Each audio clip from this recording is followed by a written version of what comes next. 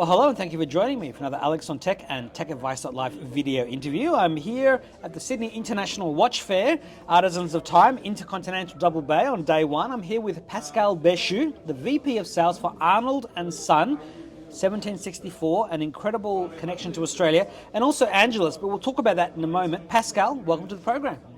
Thank you. Welcome. Really happy to have you here and to give us the opportunity to share our beautiful watchmaking with your audience. So a few words about Arnold Son. So Arnold Son, as you mentioned, has been founded in 1764. In fact, it's been first launched in London by a prominent watchmaker of the 18th century that was John Arnold. Mm-hmm. John Arnold was very about improving the accuracy, the reliability of the timepieces of his time. And in fact, what we are doing nowadays is we are paying tribute from our Swiss manufacturer to the work of John Arnold through our collections. And as I've learned from Naji Halabi, the director of HBP Milestone, the organizer of the watch fair, there's an incredible connection with Arnold Son and Australia. Please briefly tell us about that. Yeah, so you have to put yourself back to the 18th century. At that time, it was all about navigation to explore and connect the continents. Mm-hmm. John Arnold's work was really to improve the accuracy of the marine chronometers, which were mandatory to determine your longitude and navigate at seas. And there was no GPS back then. No, definitely, definitely not.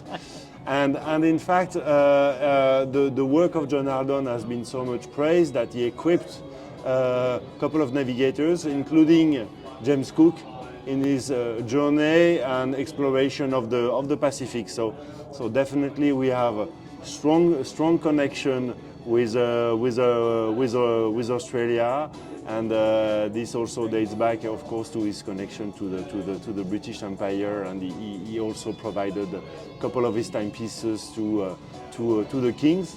Mm-hmm. And first one was George III, who really made John Arnold very much famous in 1764 when he received a commission timepiece from John Arnold. Yeah. And I mean, we've seen some of the Swiss luxury watch brands here today that were founded a few years ago, but mm-hmm. This is one of the ones that's hundreds of years old. Yeah, so next year we're going to celebrate the 260 years legacy of John Arnold. So there will be lots of celebrations around it. And I hope I will be able also to show you more of the connection of our timepieces with Australia, because we have a couple of details on our timepieces that recalls what some of the rich things that are here in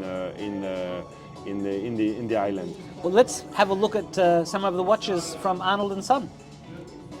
So in our collections we have two pillars. First pillar that we have here, it's the astronomy. That's the timepieces that are featuring moon phase complication. Mm-hmm. So we have astronomical moon phase, meaning that you have a highly precise moon phase complication. Only 1 day deviation of the moon phase every 122 years. Right. And we have two collections. The first collection here is the perpetual moon. So it's a 2-dimension moon phase with a very large display of the moon phase that takes really half of the dial, so it makes it very recognizable. Beautiful craftsmanship. Let you have a look at the back of the piece also, with the beautiful details and the precision setting of the moon phase that can be made from this register at the back. And because looking at the moon, it's not only, it's also during nighttime. We have all our moon phases that are glowing at night. So through a very special process that we developed. So the moon here is made of mother of pearl, painted underneath to recreate the face of the moon, and we have some very strong supernova glowing behind the mother of pearl through the mother of pearl. So you have really the day and the night view of the moon. It's a complicated complication with great details. Yes. Yeah. The other piece that I wanted to share is the Luna Magna. So the Luna Magna, this is the moon phase complication, but brought from 2 dimension to 3 dimension. So it's the largest 3D rotating moon phase ever made into a wristwatch. The moon itself is 12 millimeter diameter, and you see at the back that the moon is really going through the whole movement. And this is made with very special material. So this piece is in red gold, limited to 38 pieces. The dial is made of meteorite stone that has been then tinted in blue. And so it's off-world. It's from a meteorite. Yes, wow. yes. Very nice. So which makes the link also with the moon complication. Absolutely, definitely. yes. And then the subdial and the bright side of the moon are made from white opal. And that's another connection with Australia, because that's a very special opal that comes from Australia.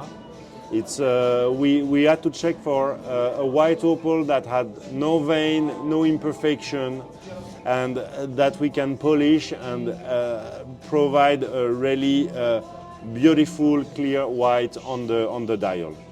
And here again, you have the subdial and the bright side of the moon that is glowing at night. So we have this process of having a superluminova that is under the white opal that is glowing through the stone. Wonderful, and truly unique timepieces. Very unique. Many of our timepieces are in limited edition. If we go on the chronometry pillar, so that's really timepieces inspired from the new escapements and the marine chronometers from John Arnold. First of all, we have this beautiful nebula, which is one of our best-selling collection, here in the limited edition in red gold. So if you look at the movement, you will see that it's fully open-worked, with a beautiful symmetry in the movement, and which is also the hallmark of the British watchmaking of the 18th century. The 7 bridges are 18 karat gold, fully hand finished, and the symmetry is between the bridges, 7 bridges, and also top to bottom between the 2 barrels and the small second and the balance wheel that you can see at the bottom of the movement. So 88 pieces limited, also very exclusive and beautiful craftsmanship. Yeah. Now, Arnold & Son has obviously been here on the wrist of Captain James Cook in the late 1700s. So it's not the first time that Arnold & Son has been in Australia. But how many times have you as a company been in Australia before, or is this one of the first times? So personally, that's my first time. Mm-hmm. Even though I worked already with some partners in the country some years ago, so I'm really happy to discover the country by my eyes and see the dynamism of the market. Sure. Impressive to see that the knowledge on watchmaking, and especially on niche brands, is really increasing a lot.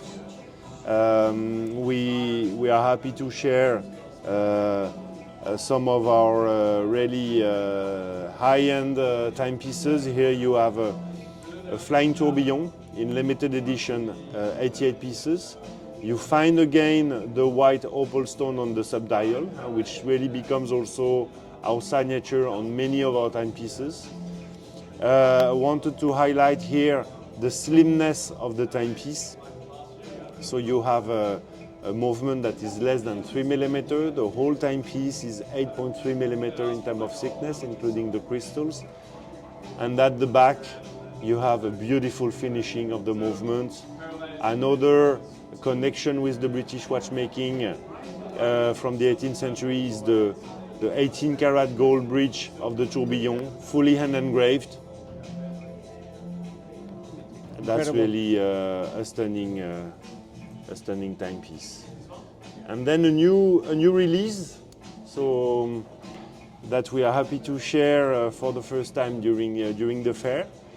It's our DSTB, standing for dial side true beat. So true beat complication, also named dead beat, is a complication that has been created for the marine chronometers in the 18th century. In fact, instead of a sweeping second that you have on a mechanical timepiece, they modified the movement to have a jumping second. This was used to very accurately set all the marine chronometers exactly on the same second. Because you know, when you had, for instance, James Cook that left for a couple of months, you can imagine that he was not only bringing one marine chronometer, he left maybe with 10 of them, because for any reason you have one that is getting damaged during the travel, etc. I mean, that's a very important tool to position yourself. So this complication was made for that. So we wanted to pay tribute to this beautiful complication that is mastered by not so many watchmakers. And here what's unique is the full complication is made visible on the dial. Normally that's something that is hidden inside the movement, and here you have the full animation visible on the dial. I'm just zooming into it now so I can Yes. get a really close look. So the timepiece you have here is in platinum. It will be a limited edition of 38 pieces, and we'll have also 88 pieces in red gold. And here again you have the subdial, which is in white opal stone, which, as I told you, really is a signature for the brand now. Absolutely. So, shall we have a look at Angelus, Angelus? Yeah. with great pleasure. Okay, Pascal, we're now at the Angelus section. So please share with us the latest and greatest from Angelus. So welcome back.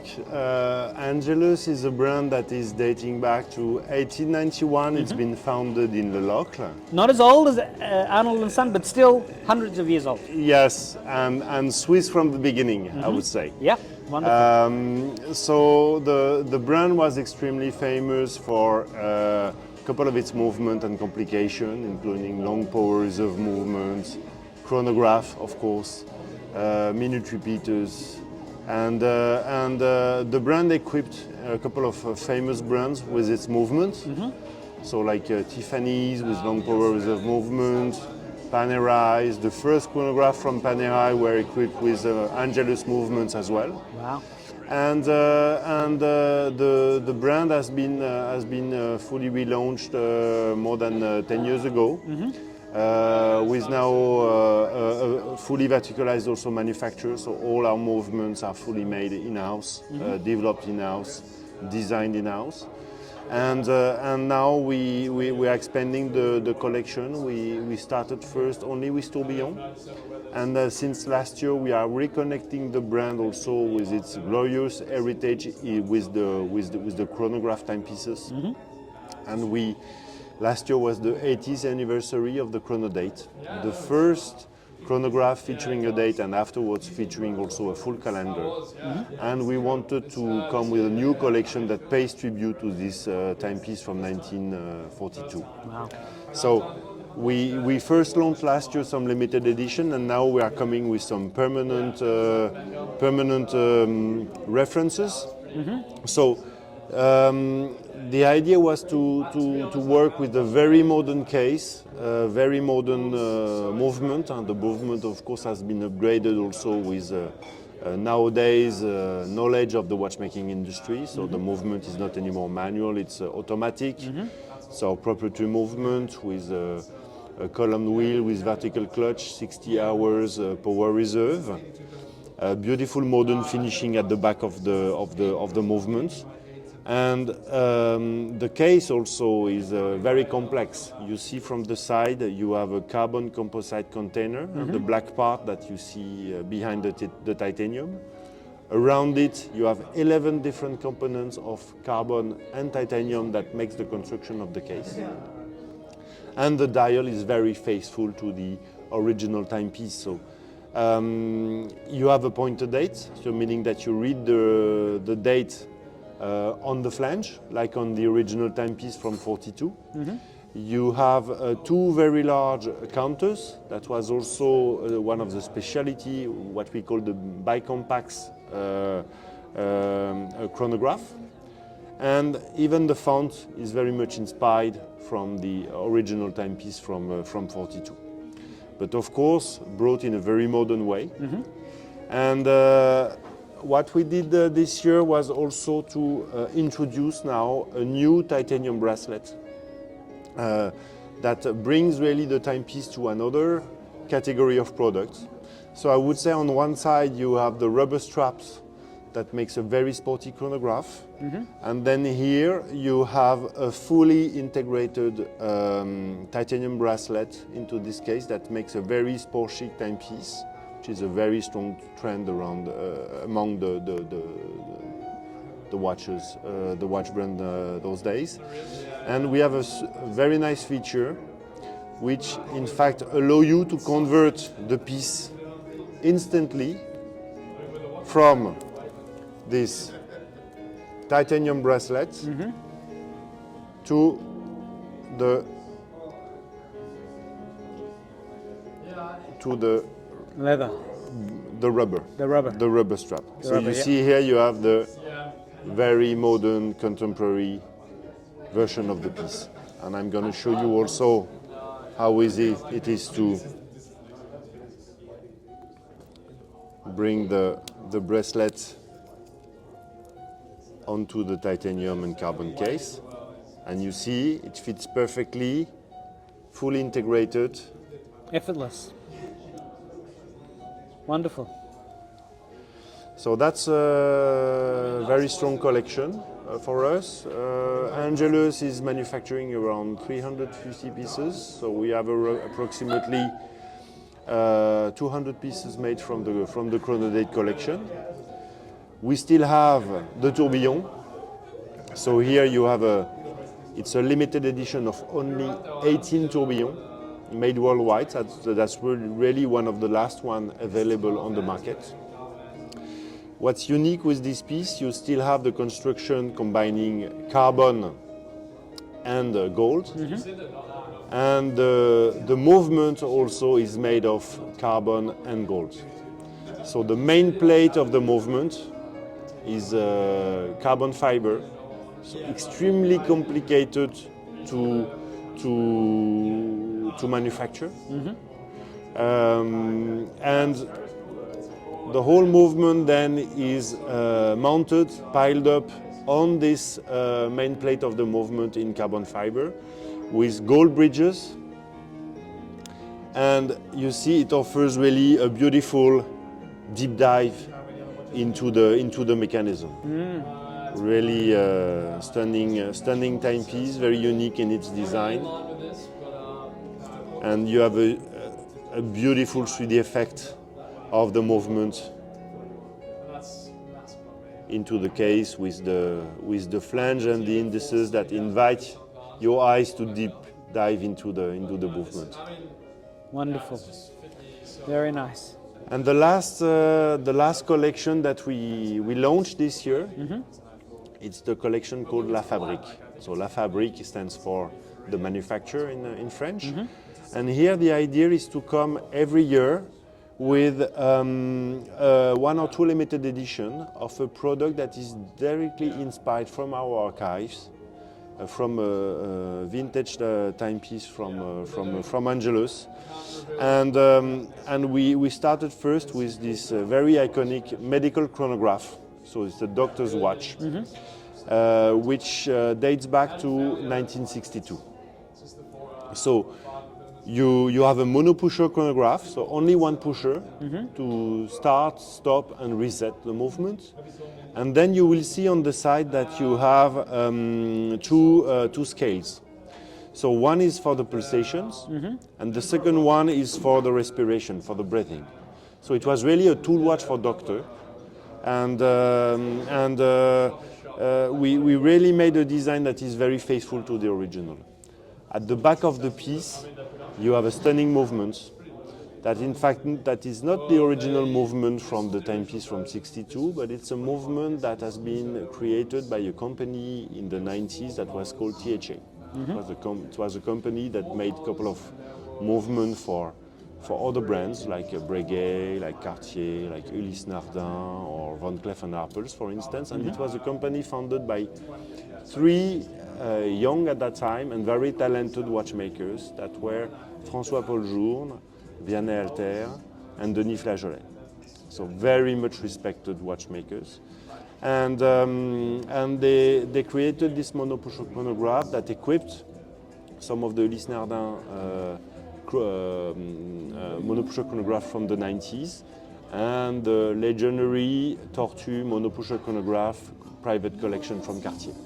That are timepieces that are not produced anymore, but very much regarded by collectors. And in fact, in the late 90s, when those three watchmakers decided to go in creating their own brands, our manufacturer acquired the full rights on this movement, and that's now a movement that we produce ourselves. Wow. So it's a stunning combination of beautiful design inspired from our archives, which is also a legendary tool watch.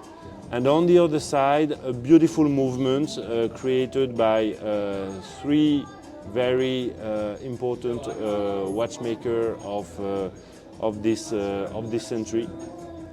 And so that's I would say the perfect combo for this limited edition of 99 pieces. And of course, doctors could still use this watch today if they wanted to. You know, that's quite amazing, because many of the people and collectors who purchase this timepiece are actually doctors, because of course the function of the chronograph creates a special bond. And funny enough, they even show to the salespeople in the boutiques how to use it. so that's so that's a link with history that is being brought back to the modern times. Yes. Wonderful. Any final messages about Angelus you'd like to share? Any special partnerships or any other pieces of history? So Angelus, it's about a very niche brand. I mean, a very exclusive production, and I think that's also what collectors, customer want these days.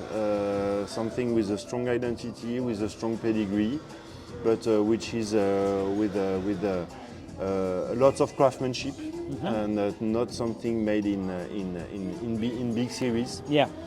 And so that's what we are aiming at. We have, for the moment, a small network across the world of around 20 doors, and we are extremely happy that we just started now with Hardy Brothers in Australia, in Melbourne and Sydney. Yeah. So first time those pieces coming to the country. So feel free to enjoy and visit Hardy Brothers and discover our collection.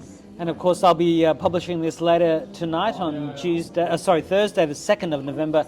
People still have the chance on Friday and Saturday, 3rd and 4th of November, to actually meet you and see you and see the watches in person. So, with great pleasure. We are here for that. Yeah, absolutely. Now, just a couple of final questions, because I am a technology journalist. So I do like to ask if you could please share a memory of your first personal computer when you were growing up.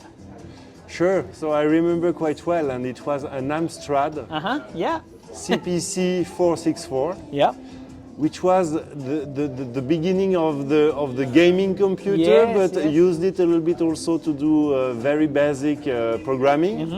So that was my first computer back in the 90s, actually. And that was my first connection with personal computers. Well, and now of course you represent a brand that is steeped in history, or two brands that are steeped in history, so it's great to have that juxtaposition. Now, my second last question is to ask if you could please share some of the best advice you've received in life to help you get where you are today. I think the best advice I got has been always try to combine your passion with your work. Yeah.